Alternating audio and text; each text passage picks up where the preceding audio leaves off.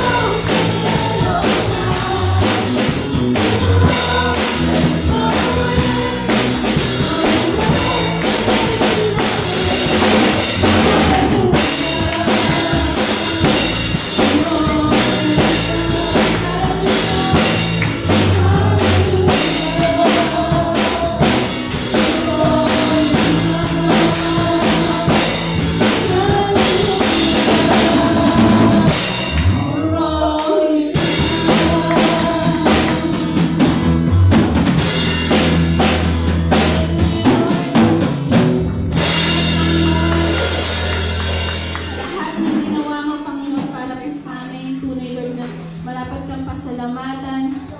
Lord God, for all the things that you've done in our lives, Panginoon. Ang buhay na binigay mo, Panginoon, para sa amin, Lord God. Nagpapasalamat mo kami, Panginoon. Lord, sa buhay mo na binigay sa amin, tunay na kami is safe. Because we receive the eternal life mula po sa iyo, Panginoon. Hindi kami kailangan mag-worry sa kinabukasan because we are safe in your hands. We are safe under your grace. Sige po, samahan niyo po kami lumawit sa Panginoon. Tunay na tayo po iligtas in the presence of our Lord.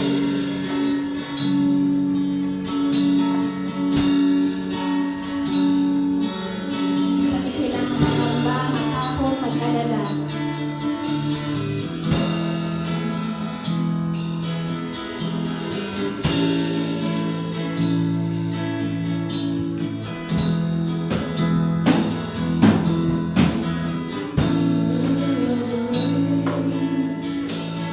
Mercy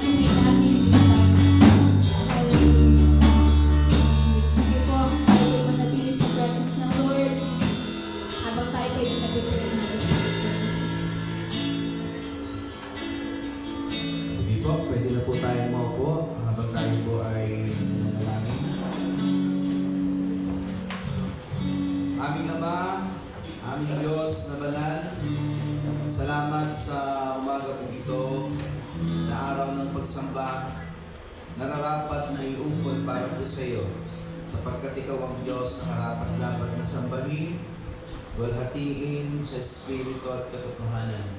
Sa umaga pong ito, patuloy po namin papupurihan ang iyong dakilang pangalan sa pamamagitan, Lord, ng pasasalamat namin pong itataas sa umaga po ito. Lord, maraming pong salamat sa mga kapatid po namin na nagdaos ng kanilang kaarawan. Patuloy na pagpapala, Lord, sa kanilang buhay, ang aking dalangin na ang kanilang personal na buhay, relasyon po sa iyo ay lumago sa pamamagitan, Lord, ng pagkakaroon po nila ng kauhawan sa iyong mga salita, kauhawan, Panginoon, sa paglilingkod po sa iyo. Lord, sa umaga pong ito, pagpalain mo po ang kanilang buhay, kung paano mo po sila iningatan at sinamahan ng mga nakaraang mga taon ng kanilang buhay. Ay muli po nilang maranasan, Lord, ang iyong pagpapala, ang iyong pag-iingat, ang iyong paggalinga. Sa umaga pong ito, salamat din kung meron man po, Lord, sa mga kapatid po namin na nagdaos sa kanila pong anibersaryo, Panginoon. Lord, anibersaryo ng kasal, patuloy mo pong pagpalain ang kanilang buhay. Patuloy mo po, Lord, na pagpalain ang kanilang pagsasama. Lord, ano bang pagsubok ang dumating po sa kanila? Manatilihin mo pong matatag, Lord, ang kanilang relasyon.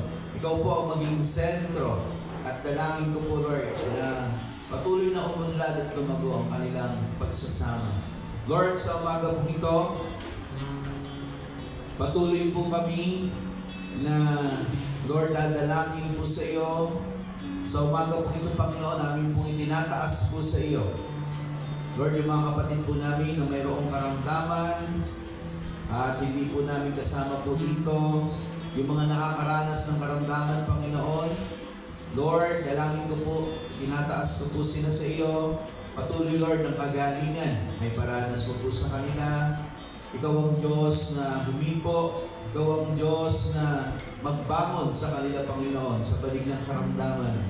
Ipagkaloob mong muli, Lord, yung kalusugan, kalakasan, Panginoon, ng kanilang lupang katawan upang muli makapaglingkod po sa iyo. Sa umaga pong ito, Lord, dalangin ko po na ano man yung mga pangangailangan po nila, may kinalaman sa kanilang medikasyon, may kinalaman, Lord, sa financial na pangangailangan upang, Lord, yung kanilang mga pangangailangan medikal ay kanilang mabili, Panginoon. Ikaw po, Lord, yung magkaloob. At dalangin ko, Lord, na ibalik mo pong muli yung sigla at lakas ng kanilang katawan, na sila ay patuloy na makapaglingkod po sa iyo. Lord, sa umaga po ito, kung meron man pong kahilingan patungkol sa mga pangangailangan, ikaw po ang Diyos na magpuno sa anumang mga pangangailangan ng aming mga kapatid. Lord, ito man ay pinansyal, ito man ay material. Lord, pagpalain mo po ang kanilang buhay. At dalangin ko po na patuloy na sundin, Panginoon, ang iyong salita. Sundin ang iyong mga pamantayan na iyong ibinigay kung paano mo kami mapapagpala. Na ang sikreto, Panginoon, ay ang pag-una po sa iyo. Sa lahat ng bagay, naunahin po namin ang iyong kaharian at ang iyong kaluwalhatian. At ang sabi mo po, lahat ng bagay ay daragdag mo na lang po sa amin. Dalangin ko po, Lord, ang prinsipyo, ang pamantayan ng iyong salita, isa puso po ng bawat isa, Lord, na ikaw ang una sa lahat, sapagkat ikaw ang nagkakaloob. Ang mga bagay na kailangan po namin ay nasa iyong kamay. Wala po sa sarili po naming lakas. Wala po sa sarili naming kakayanan. Nasa iyo na aming Diyos ang lahat ng aming kailangan. Ang pagpapala ay nasa iyong mga kamay. Kahit ubusin po namin, Lord, yung oras po namin sa trabaho, kung hindi ka namin uunahin, kung hindi namin, Lord, gagawin ang iyong kalooban, Lord, hindi namin mararanasan ang pagpapala, Panginoon.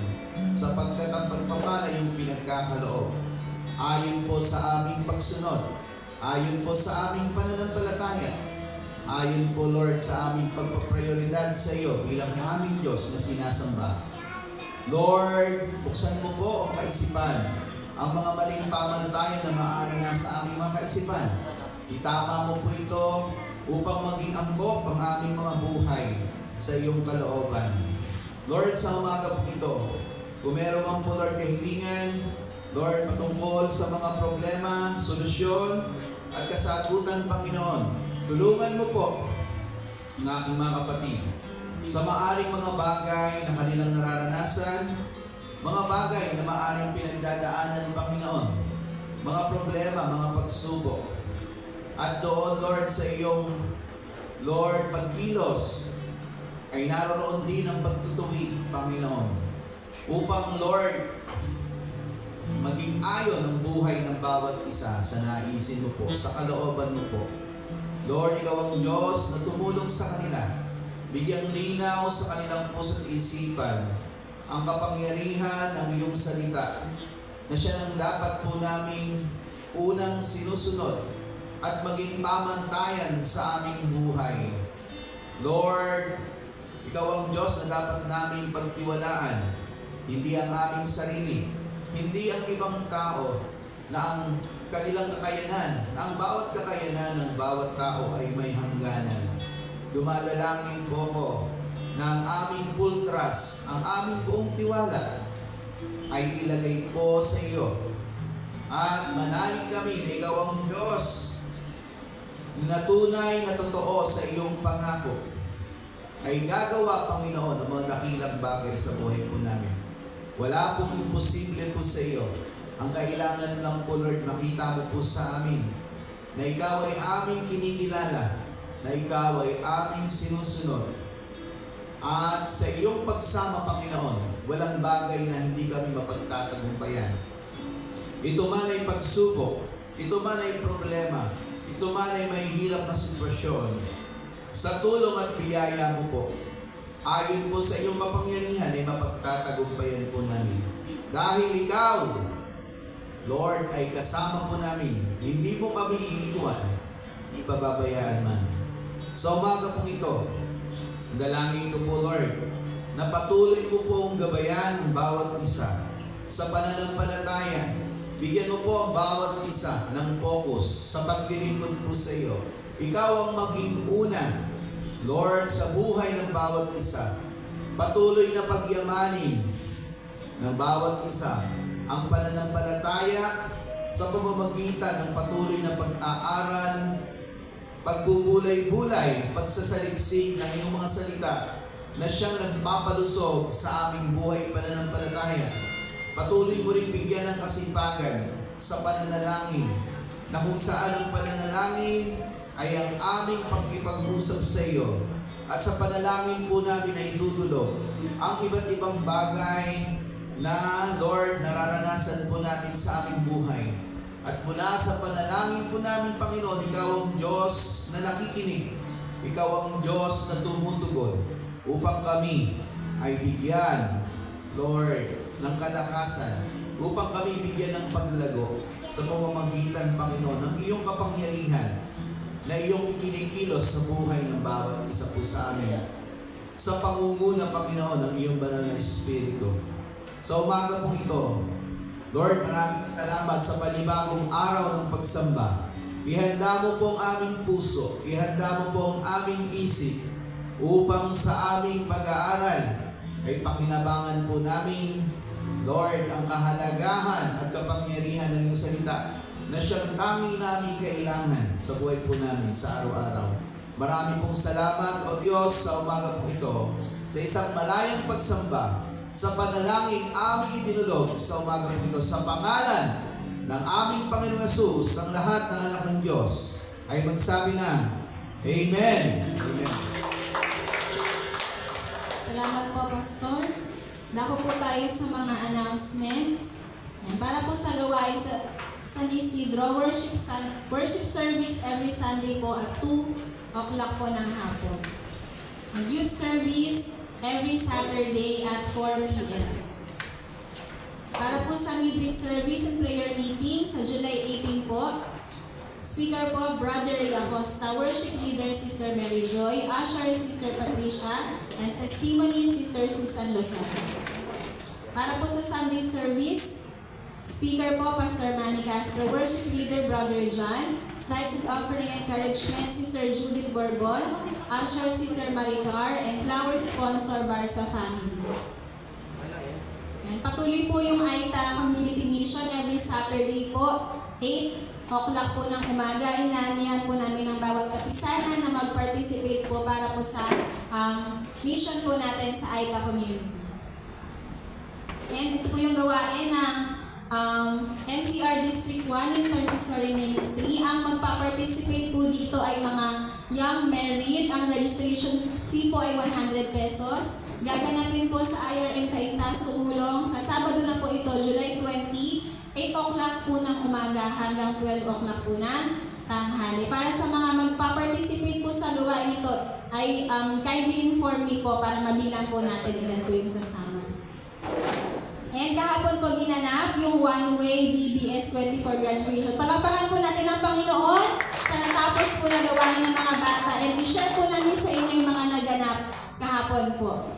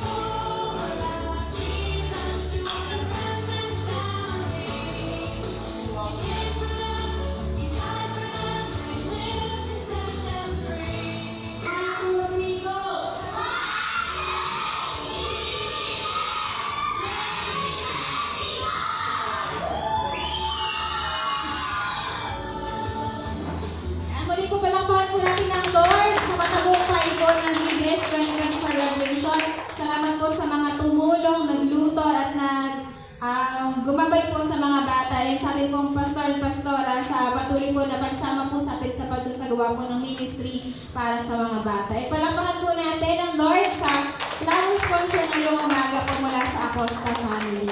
Sige po, ihanda po natin ang ating pong mga puso, isipan at Bible sa pakikinig po ng God's message na ihahatid po sa atin ng ating pastor, Pastor Manny Castro.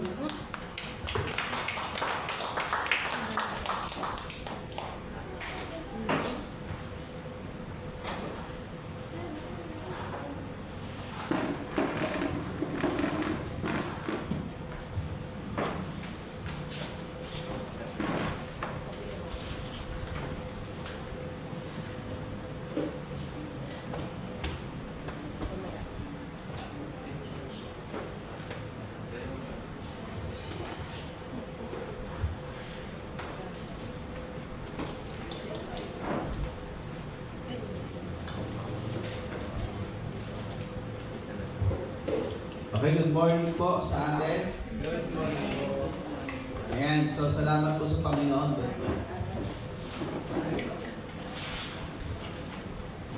Salamat po sa Panginoon sa mga tapos na gawain. Kahapon yung BBS, no? BBS pala. Sa mga bata, yun lang parang hindi yung parang nung unang araw mas marami, no? Parang nung graduation, mas marami wala po, ano? Ayan. So, well anyway, bigay na lang po yung certificate sa kanila, yung mga hindi naka-attend kahapon ng mga bata. At kahapon din po yung dance class, ano po, ng mga salam po natin, no, sa dance ministry. Ayan. So, hapong-hapong po yung mga mukhang napalaban po yung mga yung mga dancers po natin. Ayan. So marami po yung attendance. Actually yung target po na ay na-hit kasi 50 ang kailangan student. Umabot ng 51 na po. So ayun po, at naging masaya naman yung karanasan at patuloy na. Meron pa pong pangalawang event po yan. Kaya yung 200 na sulit na sulit. Kala ko nga per session, ano pala yun, yung 2 session na yon ay covered yung 200. Kaya lang, walang pagkain, kanya-kanyang dikdik ng pagkain na lang. Okay, so salamat sa Panginoon. Patuloy po natin idalangin, yung ating mga kapatiran na nakakaranas ng mga karamdaman, mga iba't ibang mga bagay sa buhay. Lagi natin isama sa panalangin sa mga kapisanan, pag-pray po natin sila, invite po natin sila.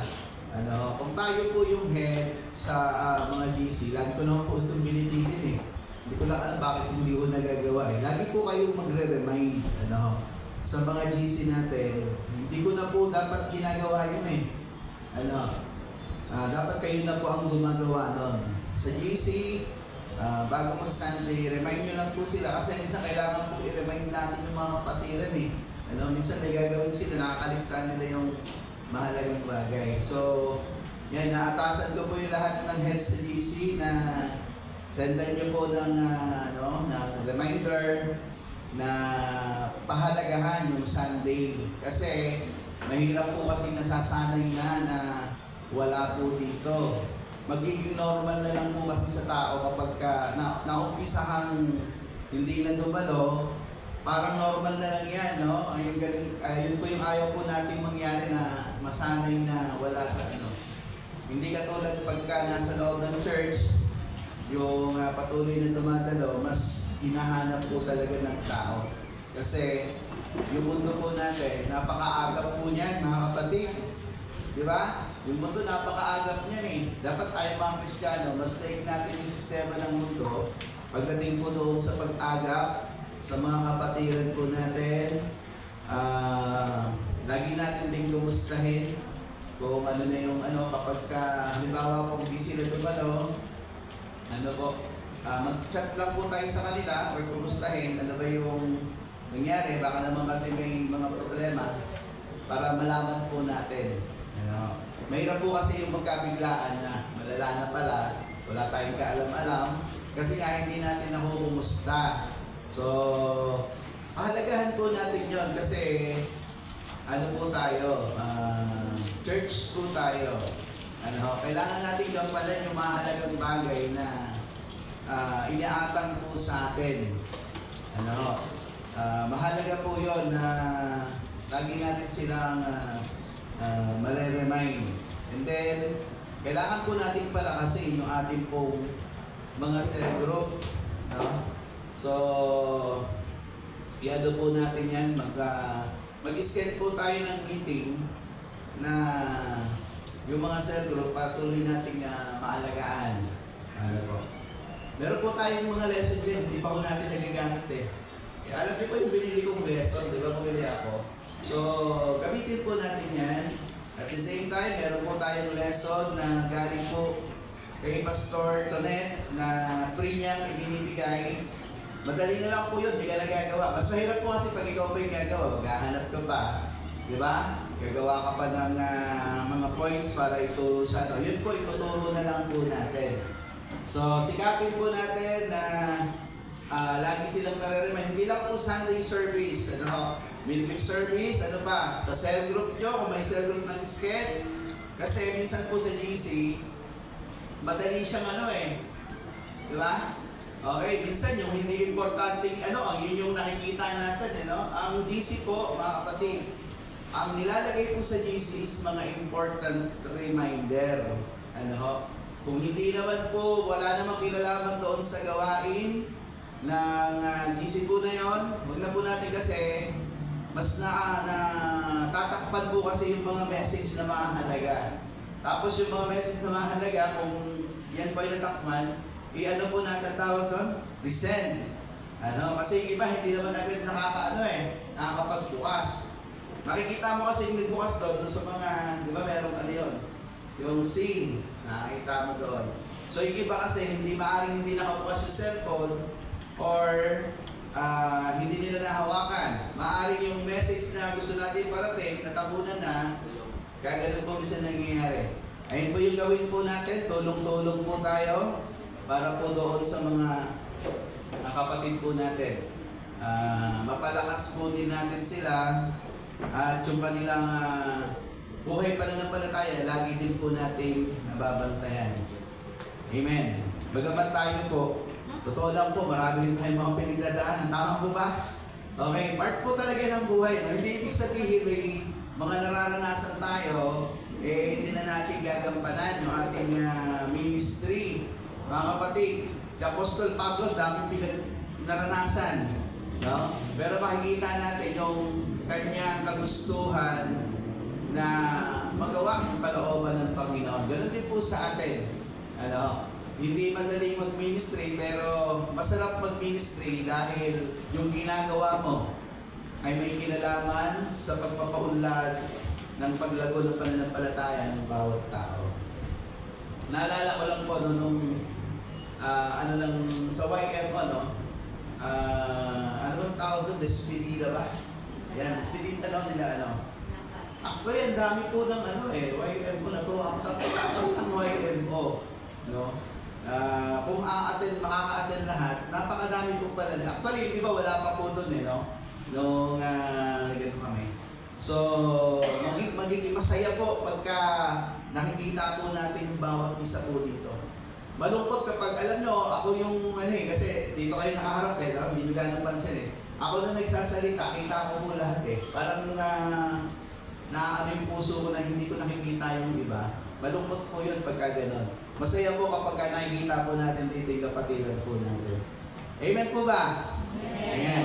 So, gagawin po natin, magkakaroon po tayo ng mga, siguro sa mga head, or na lang po siguro yung kakausapin ko para kapisanan na mapalakas po natin yung ating pong mga kapisanan, kalalakihan, kababaihan, kabataan, YMO. Yung mga bata po kasi masyado na tayong tutok Di ba? Parang doon lang tayo nagko-concentrate Mga kapatid, napakahalaga ng adult, na huwag nating pabayaan. Kung paano yung energy na ibinibigay natin sa mga bata, dapat mas higit pa yung energy na ibibigay natin doon sa mga po natin, adult, na kailangan po natin alagaan. Ayan. So, ayan, sila Brother Bernard po pala, actually, po yung flight tuloy. Ano ba tawag po doon pag sa barko? Yung pagsasakay? Kasi pag flight, sa aeroplano yun di ba? Aboard po ba? Aboard. Basta sasakay ng barko. Ayan, so sila po nung aalis na kami, na-late yung abiso na makakancel yung kanilang tawag dito, yung kanilang pagsakay ng 2 araw. Yung problema, nakakarga na yung mga gamit. So, sabi ko, paano? Anong gagawin natin? Kaya problema po Sunday, ito pong araw na ito, ngayon pa lang po sila nakasakay. Sunday, ito lang po sila mahahatid. Kaya nag-desisyon si Bernard, Pastor, doon na lang kami maghihintay ng 2 araw. Sabi ko, medyo matagal-tagal yun. 2 araw. Pero pagdating po namin doon sa Pier 4, Actually, may mga nakalatag din ng mga ano doon, tingin ko na naghihintay din ng kasi yung magsi-CR kami, punta ko doon sa dulo, may mga nakalagay, natutulog. Sabi ko, meron din pala mga ano dito, tingin ko, yung kanilang pagsakay din, na-delay din.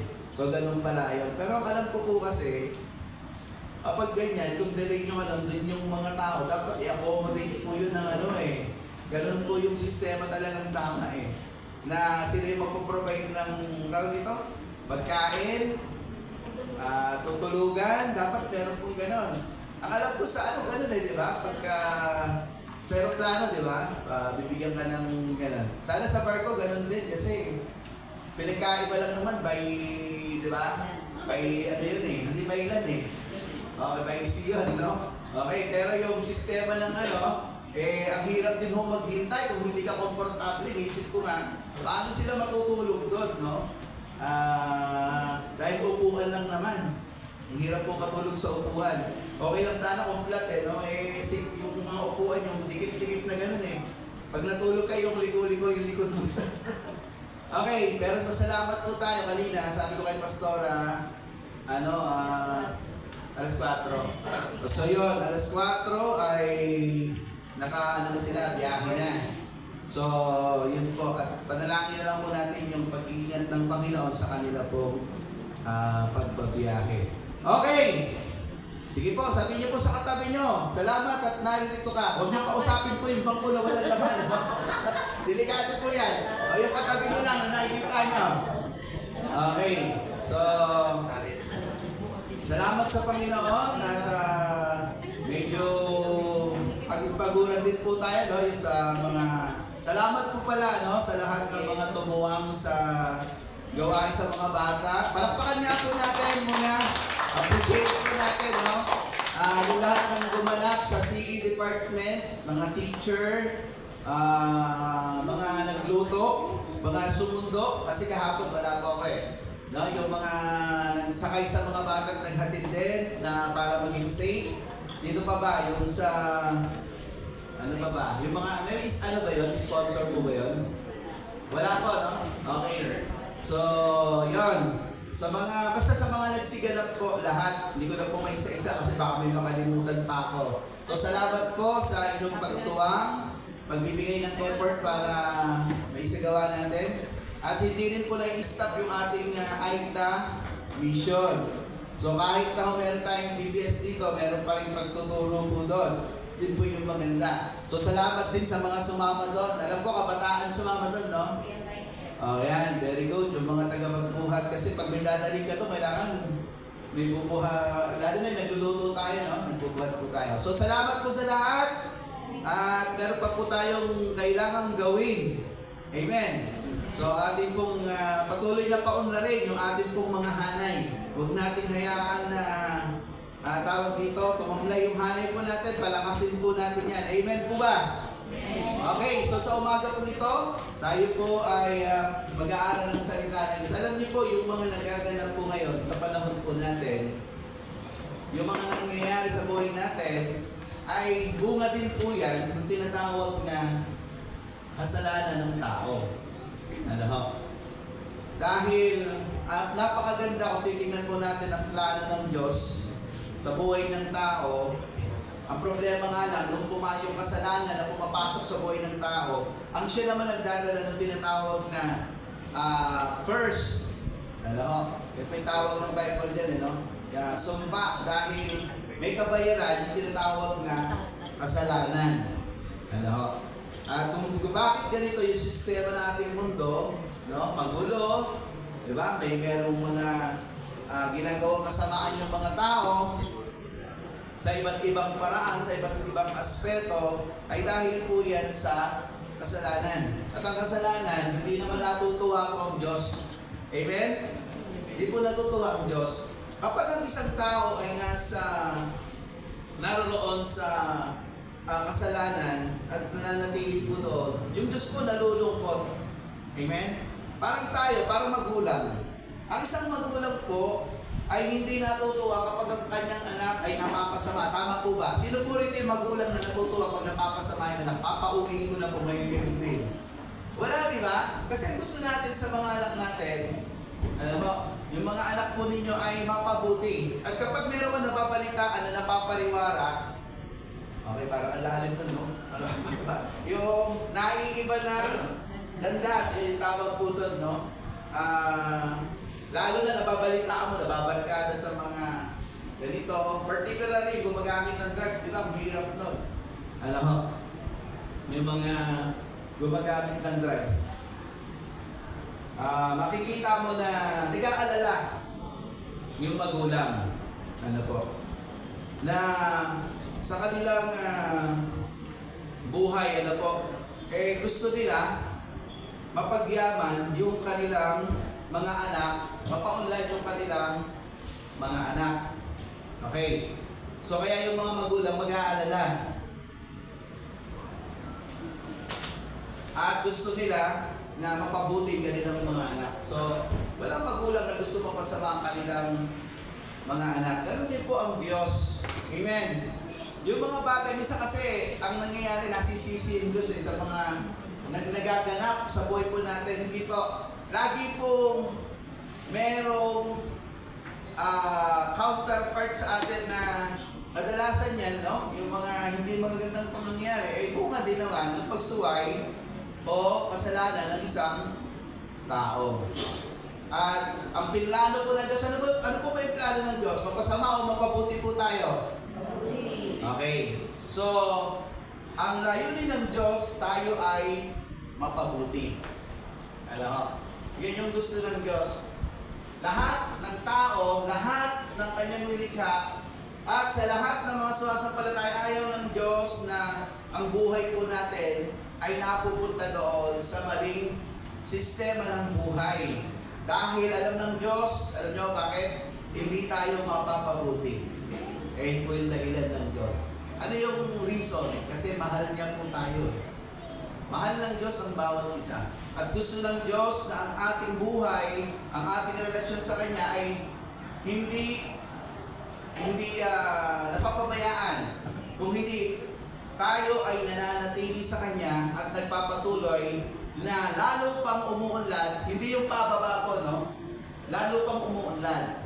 Kasi mahirap naman yun, no? Nag-start ka sa pananampalataya, tapos pa-decrease naman. Dapat po pataas. Dapat mas lalo pang umuunlad, mas lalo pa napapagyaman natin yung ating pananampalataya. Pero sa buhay po natin, may mga dumadating po, mga kapatid, na impluensya.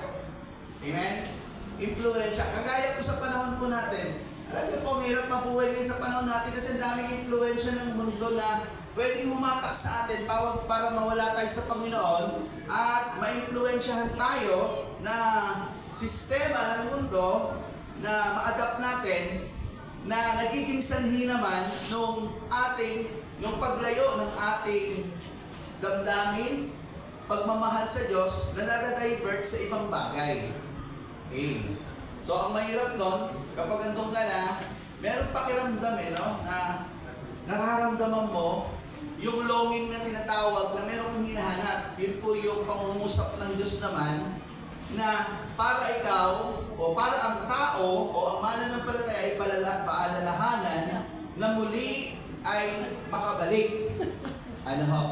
Doon sa piling ng Diyos. So, ito po yung ating titignan sa umaga pong ito. So, napakahalaga na lagi nating nare-recall, lagi nating na-evaluate, lagi nating nababantayan yung ating personal na buhay. At ito po yung ating pag-aaralan sa umaga po ito na sa buhay ni David. Kung titignan po natin, yung buhay ni David, napakaganda po ng flow di ba? Kasi napakalapit niya sa Diyos, yung pagkilala ng Diyos sa kanya talagang sinasabi ng Biblia, a man after God's own heart. Sabi niya gano'n. So, kinabit sa kanya yung ganong kategorya dahil nga sa lalim ng relasyon ni David sa Diyos at yung kanyang sistema ng kanyang buhay, yung everyday life niya, andun yung tinatawag na kanyang pagkilala sa Diyos, Di ba? Sa kanyang gagawin as a king, kanyang dinudulog sa Diyos. Tapos nag-worship siya, tama po ba? Tapos lagi siya nag-aaral ng salita ng Diyos. Kaya nga, kung titignan po natin yung awit 119, it talks about, ano po yun? The law. Book of Law. Ano? So, may mga sulat po si David doon na tinutukoy niya kung gaano kahalaga yung kasulatan. So, kung titignan natin, sa mata po natin, parang ang titingin natin sa buhay niya, perfect na eh. Diba? Pero yung may pagkakataon na dumating yung tinatawag na pagpasok ng kasalanan sa kanyang buhay. Diba? Hindi niya inaasahan na in-expect. Nagpapahinga lang siya doon sa taas ng tore. Nasulyapan niya yung, diba? Si Batseba na naliligo. Doon pumasok yung kasalanan. Ano? Kung titingnan natin, ito yung nagdala sa kanya para gawin yung mga bagay na hindi tama. Actually, yung pagpatay nagawa din ni David eh. Imagine niyo yun. Di ba? Okay, hindi nga siya yung actually na gumawa, pero dahil sa kanyang utos, nangyari yung pagkamatay ng taong ito na si Urias. So kung titignan po natin, ang lala nung nangyari, nag-umpisa lang sa hindi niya nabantayan, parang simpleng bagay, pero hinayaan niya na nangyari hanggang sa naluglubok siya doon sa maling sistema ng buhay at napabayaan niya na yung kanyang relasyon sa Diyos. Ito po yung ating titignan sa umaga pong ito. Ang ating pong talata na pag-aaralan, makikita po natin sa Psalms chapter 51 verse 1 to 19. Sige po, pwede po ba tayong tumayo at ating pong basahin yung talata sa umaga po ito?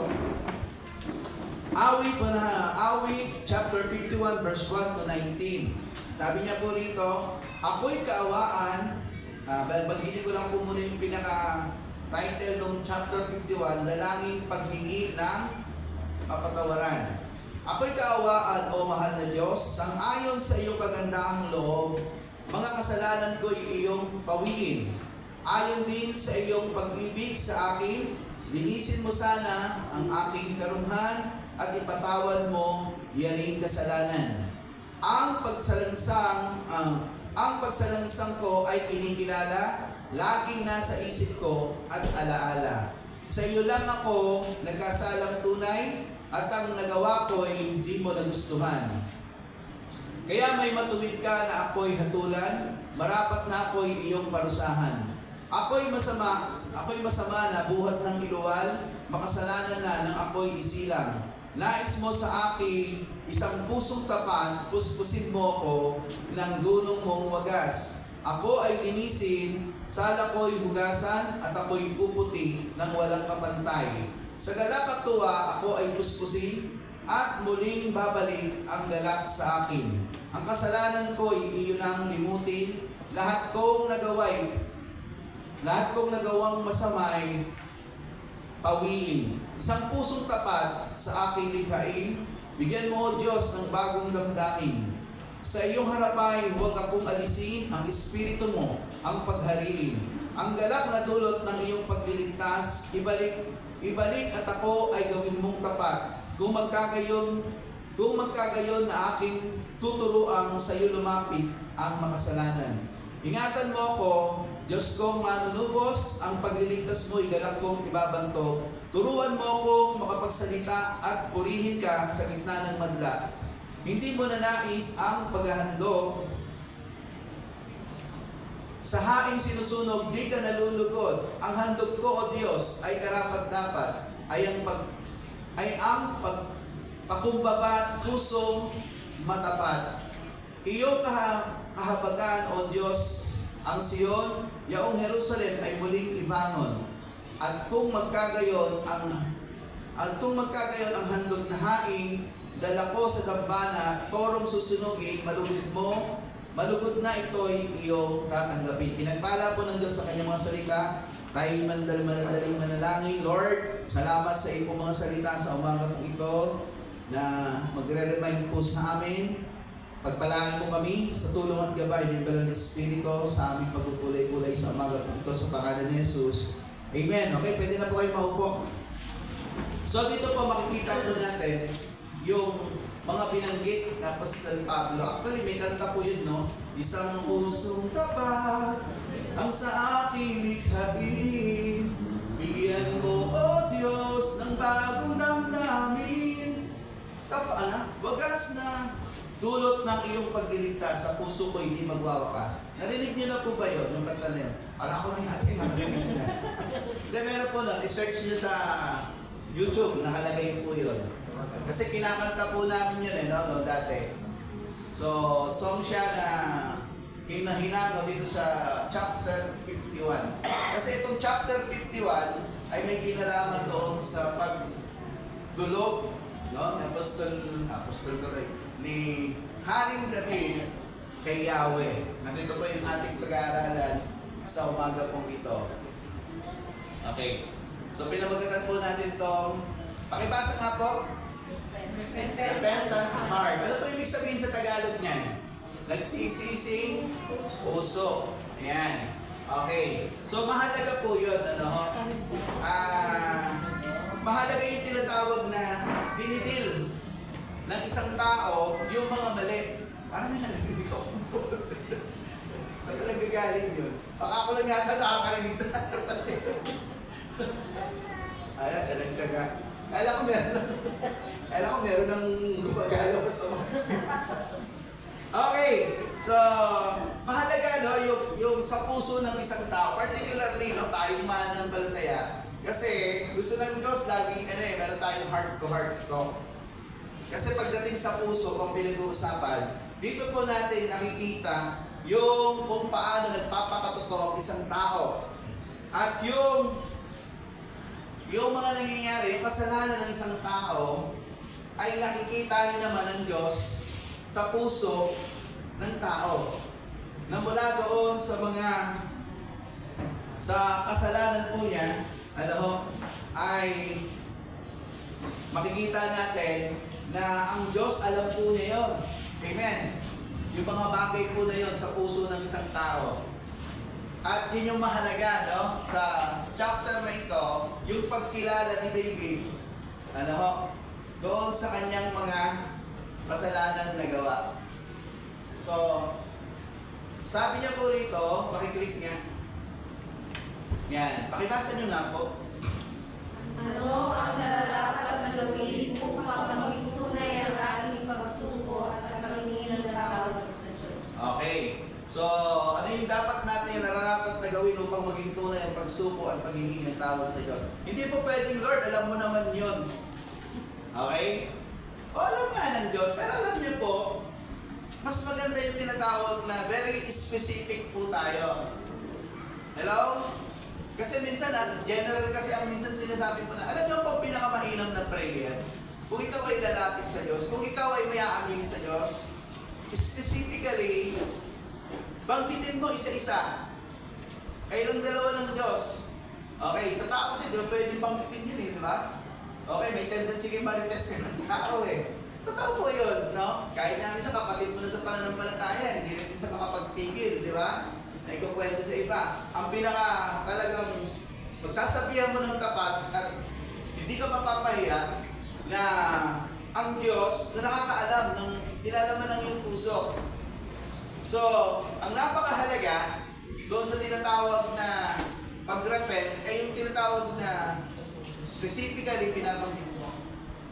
Alam naman po natin sa sarili natin na tama o hindi. Alam mo. Di ba? Hindi mo na kailangan i-deny kasi yung pag-deny ay pagtatago mo ng kasalanan sa sarili mo at alam naman ng Diyos. Bagamat hindi alam ng ibang tao. Bagamat na itatago mo sa ibang tao. Pero wala kang maitatago sa Diyos. At yun yung dapat na mailapit. Kasi alam nyo, pagka ginagawang specific yung prayer, may kinalaman sa kanyang personal na transgression o mali o kasalanan na nagawa sa Diyos, alam nyo, mas nare-relieve ka. Mas nare-release yung bigat. Okay? Ganun po ang pinakamagandang Ako kapag nagpe-pray ako, hindi lang pray basta Ina-itemize ko pa nga Diba? Bagamat sa isip ko, hindi naman pagka alam ko parang may pagkukulang ako dito, sasabihin ko kay Lord. Kasi mas maganda yung nagiging tapat ka. Alam naman ni Lord, nasa puso mo, na natutuwa si Lord kapag ka yun naman ang puso mo, binabanggit mo po sa Kanya. So, tingnan po natin. Ito pong ating pinag-aaralan, may 3 hati po ito. Actually, pakiclick nga po. Ayan. Yan yung una, yung chapter 1 to 7, yan po yung tinatawag na cleanse me. Pagpapalinis ng author doon sa mga na kanyang nabanggit. Doon po yan sa verse 1 to 7. Tapos yung pangalawa, restore me, restoration. Kaya nga sabi niya, isang pusong tapat ang sa aking likhain. Kasi bakit? Kasi ang makakapaglikha lang nun, nung katapatan sa puso, hindi ikaw. Kundi ang Diyos na iyong pinagpilingkuran. Ikaw, wala kang kakayahan. Wala ko tayong kakayahan na i-restore natin yung kabutihan, yung pusong tapat sa puso natin.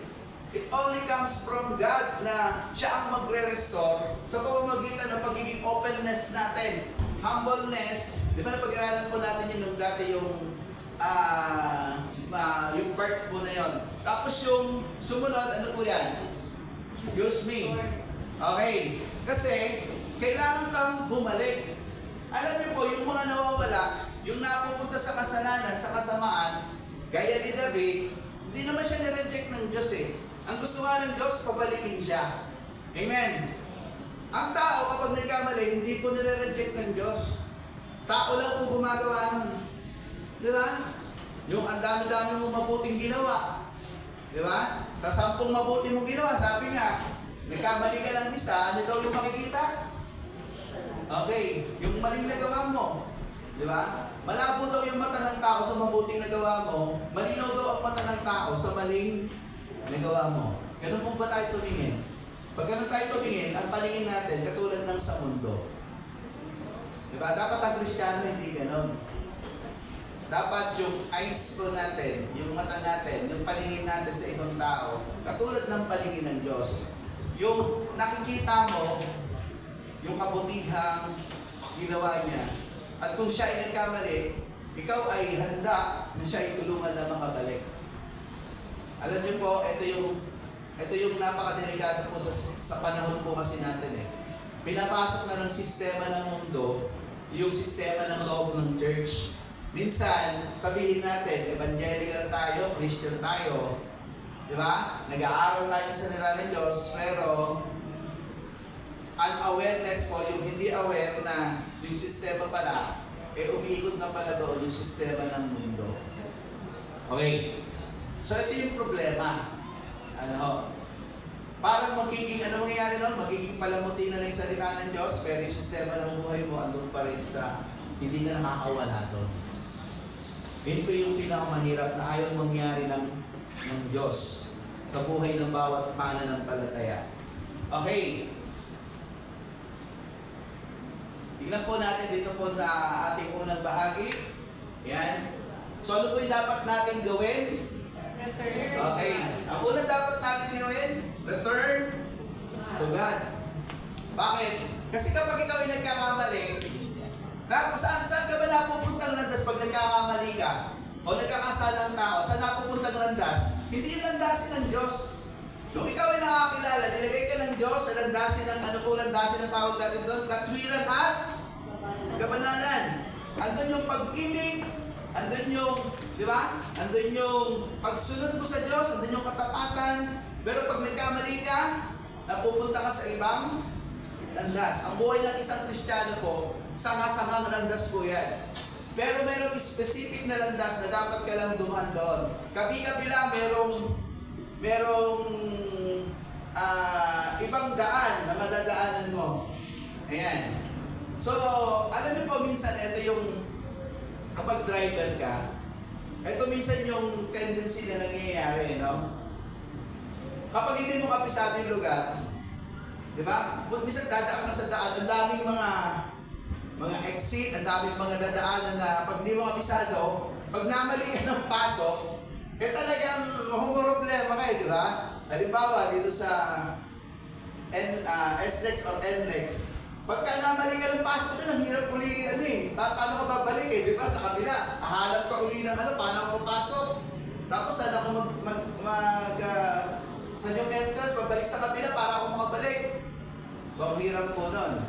Eh, lalo-lalo na po sa sa pagka gumagamit ka ng Skyway. Sa Skyway po kasi, walang ano dyan, kung ano lang yung daan, yun lang dadaanan mo. Kapag di mo kabisado, ang hirap po doon, no? Maaari kang maligaw. Pag naligaw ka, layo lang mo, exit ka, hanap ko ng exit, So, gano'n, yung po dyan. Pero sa ating mananampalataya, merong isang daan na dapat nating lakaran, yung katwiran at kabanalan, ang daming exit ng kaaway na nilalagay. Ngayon, ang problema, bakit sa iyong buhay pananampalataya na minsan nalalabas ka doon sa kalooban ng Diyos? Ano yung dahilan? Yung binabanggit ko kanina, hindi ka well-informed.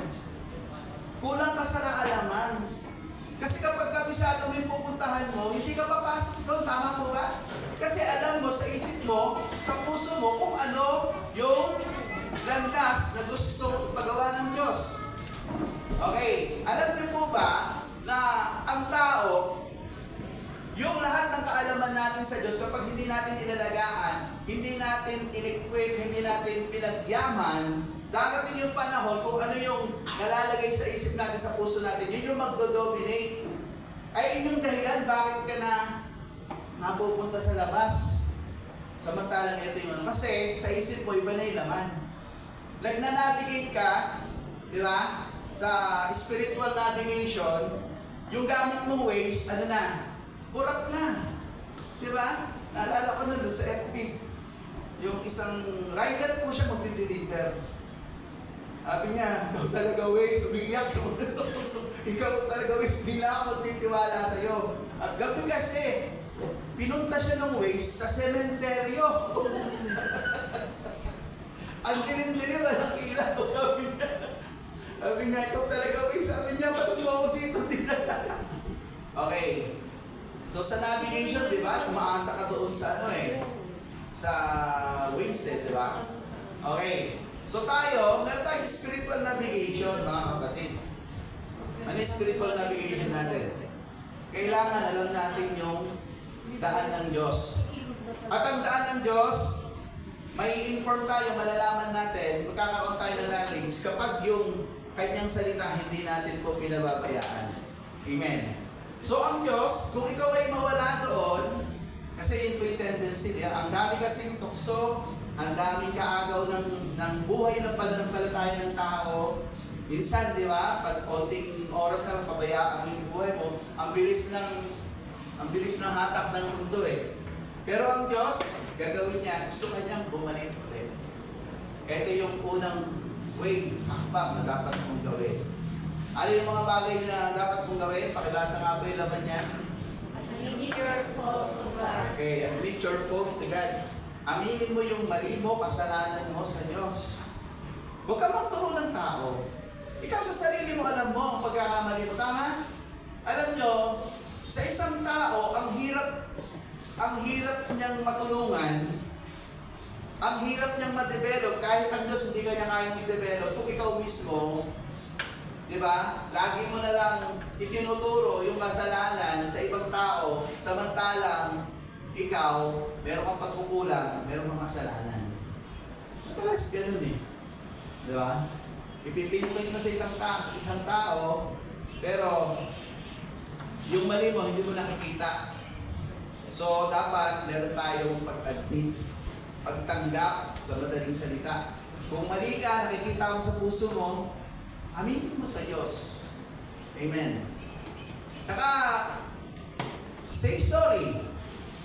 May mawawala ba pag nag-sorry ka? Alam nyo, mas nakakatuwa sa tao yung marunong mag-sorry.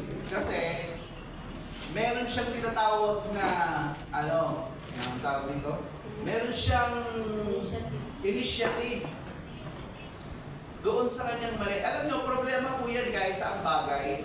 Dalhin mo man sa loob ng church, di ba? Dalhin mo man sa kapisanan, dalhin mo man sa personal na buhay, sa mag-asawa, pag walang pag-amin, hindi magaganda yung relasyon.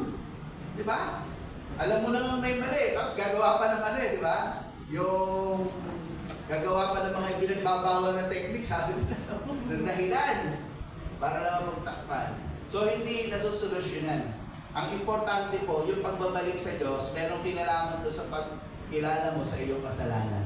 Amen po ba to? Ano po sumunod? Ayan. So, una yung pag-amin. Tsaka ka humingi ng tawad. Minsan kasi, Lord, patawarin mo po ako. Okay naman yun eh. Pero pinatid ko ba kung ano yung kasalanan mo? Di ba? Okay. Baka mamaya, akala nyo, tumatawad ka lang sa ano eh. Sa binibili mong paninda eh. Di ba? Patawarin mo nga ako dito sa... Di ba? Okay. So, very specific dapat. Sa pag-amin mo, tsaka ka humingi ng tawad. Alam ni Lord kung ano hinihingi mo ng tawad. Natutuwa si Lord kasi bakit? Ano ka? Responsable kang Kristiyano. Ibig sabihin, kinikilala mo yung mali mo at ikaw ay lumalapit sa Diyos para tulungan ka niya na maisaayos yung mga maling bagay niyan sa iyong buhay. Sumunod po, ano po sabi niyan? Allow God to mold you. Pupugin tayo ng Diyos. Di ba? Ano po sabi doon sa 1 John 1:9? Okay? Ano po sabi doon? Yung may kilalaman sa pagiging ng tao, kung ipapahayag ng iyong mga labi. Diba? At, sabi niya, ipapahayag mo yung mga kasalanan. Ano sabi niya? Tapat ang Diyos na ikaw ay, diba? Pag pinatawad ka niyo, gagawin niya, at lilinisin sa lahat ng iyong karunihan. Huhubugin ka ulit ni Lord. Kasi alam niyo po ba, mga kapatid, kapag ang tao nagkakasala, nade-deform. Hello, ulitin ko, kala niyo walang kwenta yun? Hindi. Yung buhay spiritual mo, winawasak, nade-deform. Pumapangit ang itsura. Di ba, ang tao pag nag-deform, may bala yung itsura eh. Di ba? Yung, di ba, pag nag-deform yung tao dahil sa aksidente, iba na siya eh. Hindi na siya katulad ng dati, di ba? Kulang na yung kamay. O kaya, tawag